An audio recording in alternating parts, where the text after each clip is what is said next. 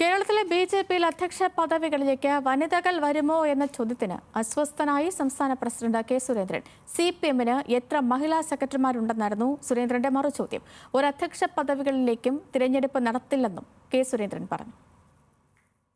കേരളത്തിലെ ബി.ജെ.പി പുനഃസംഘടനയിൽ വനിതാ ജില്ലാ അധ്യക്ഷന്മാരുണ്ടാകുമോ എന്ന ചോദ്യം. അപ്രതീക്ഷിതമായ ചോദ്യത്തിൽ കെ സുരേന്ദ്രൻ അസ്വസ്ഥനായി ഒന്നാലോചിച്ചു. പിന്നാലെ മറുപടി ഇങ്ങനെ: CPM-ന് ഏതെങ്കിലും വനിതാ ജില്ലാ സെക്രട്ടറി ഉണ്ടോ? അല്ല, അത് നിങ്ങൾ അന്വേഷിക്കില്ലല്ലോ.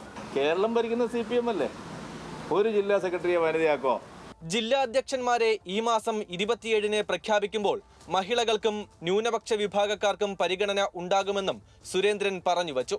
പിന്നാലെ സംസ്ഥാന അധ്യക്ഷ സ്ഥാനത്തേക്ക് മഹിളയെ പരിഗണിക്കുമോ എന്ന് അടുത്ത ചോദ്യം. അല്ല, അത് തീരുമാനിക്കേണ്ടവർ അത് തീരുമാനിക്കും. അതുകൊണ്ട് ആ കാര്യത്തെ സംബന്ധിച്ച് നിങ്ങൾക്കൊരാശങ്കയും വേണ്ട. കൃത്യമായ സമയത്ത് അതിൻ്റെ ഉത്തരം നിങ്ങൾക്ക് ലഭിക്കും.